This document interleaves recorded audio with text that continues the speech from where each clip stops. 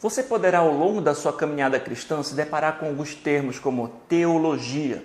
Theo significa Deus, logia significa estudo, ou seja, teologia significa o estudo de Deus. Dentro da teologia existe um vasto campo doutrinário a ser estudado. Por exemplo, a soteriologia, que é a doutrina da salvação, a antropologia, que é a doutrina do ser humano, entre muitas outras logias. Isso tudo pode parecer um pouco confuso no começo, por isso, para te ajudar, eu vou tentar explicar alguns termos e dar algumas orientações para lidar com os debates que têm acontecido ao longo da história da igreja. Durante milênios de interpretação bíblica, alguns temas têm dado margem a longos debates. Vou apresentar um deles aqui, sobre escatologia, e também explicar o significado de alguns termos. Não vou ser exaustivo, nem terei todas as respostas. Eu vou apenas apresentar alguns assuntos enquanto eu incentivo você a estudar mais, ler outros livros, quem sabe boas teologias sistemáticas, livros que aprofundem mais os assuntos em questão. Sobre temas de debate que provavelmente você encontrará em seus estudos,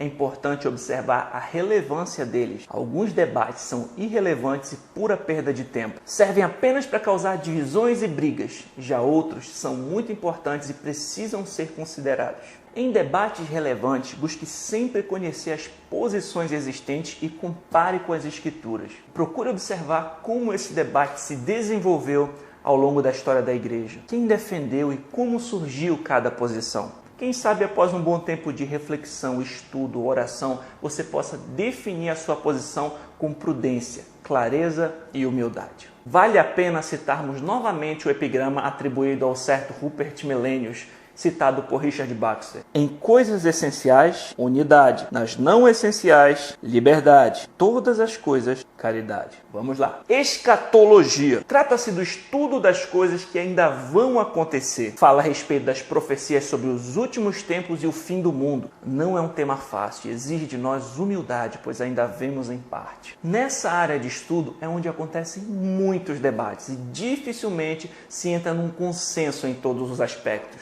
Existem várias correntes de interpretação a respeito dos temas escatológicos, sobretudo no que diz respeito ao milênio e a relação entre a segunda vinda de Cristo e a grande tribulação. Sobre as diversas posições, grandes eruditos defendem cada uma delas. Por exemplo, pré-milenismo é a corrente que crê que depois da segunda vinda de Cristo haverá um milênio literal, onde Cristo reinará com a igreja e só depois haverá consumação. Dentre os pré-milenistas existem os pré-milenistas históricos, que são pós-tribulacionistas e aliancistas, ou seja, entendem que a igreja passa pela grande tribulação e só então Jesus virá, e que o desenrolar da história bíblica se dá pelas alianças que Deus fez com seu povo.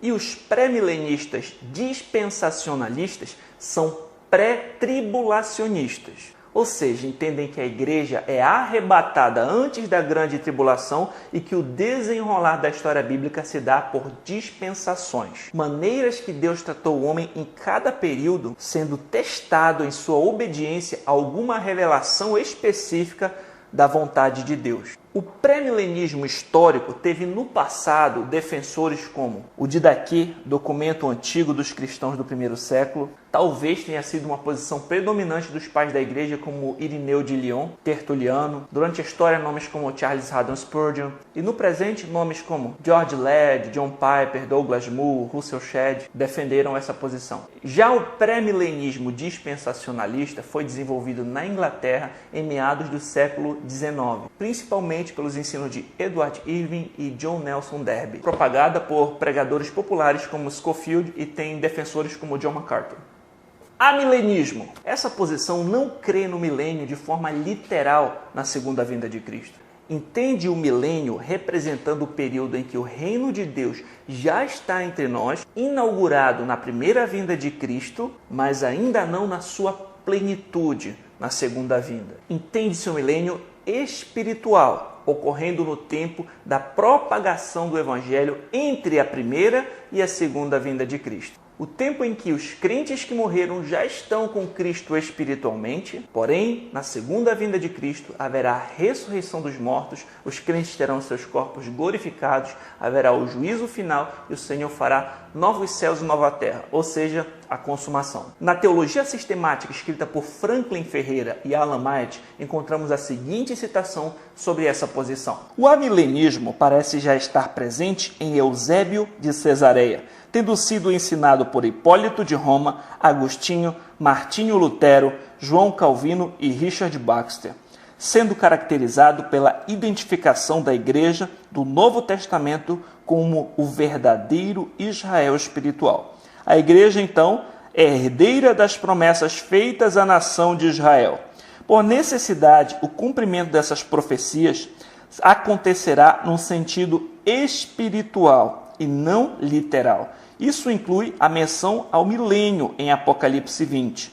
A primeira ressurreição não pode ser uma ressurreição física, porque só haverá uma ressurreição física quando Cristo voltar. A primeira ressurreição, então, pode representar ou o renascimento espiritual de cada pessoa salva, ou os mártires que já reinam com Cristo, sendo o milênio o reino espiritual de Cristo no coração dos crentes na terra e o reino de Cristo com os santos no céu. Acerca dos eventos da tribulação e segunda vinda de Cristo, o amilenismo tem muito em comum com o pré-milenismo histórico. A diferença é que depois que Cristo voltar, acontecerá o julgamento final e será iniciado o estado eterno. Dentre os defensores contemporâneos dessa posição, encontramos nomes como Louis Berkhoff, Anthony Hockman, William Hendricks, Franklin Ferreira, Leandro Lima, Hernandes Dias Lopes, Abraham Kuyper, Martin Lloyd Jones, Augusto Nicodemos e por aí vai.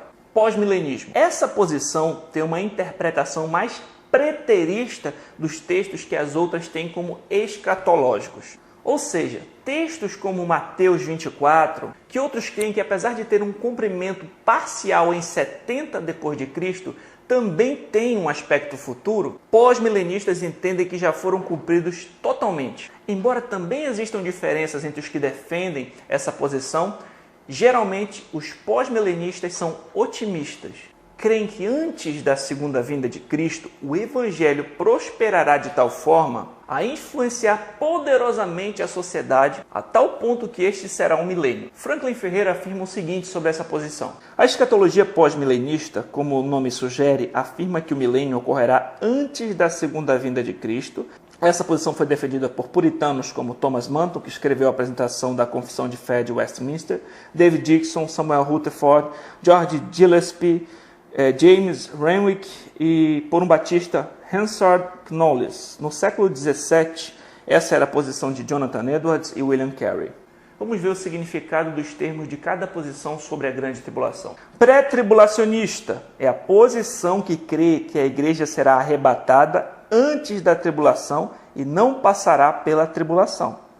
Mid-tribulacionista crê que a igreja vai ser arrebatada durante a tribulação. Pós-tribulacionista crê que a igreja passará pela tribulação antes da segunda vinda de Cristo.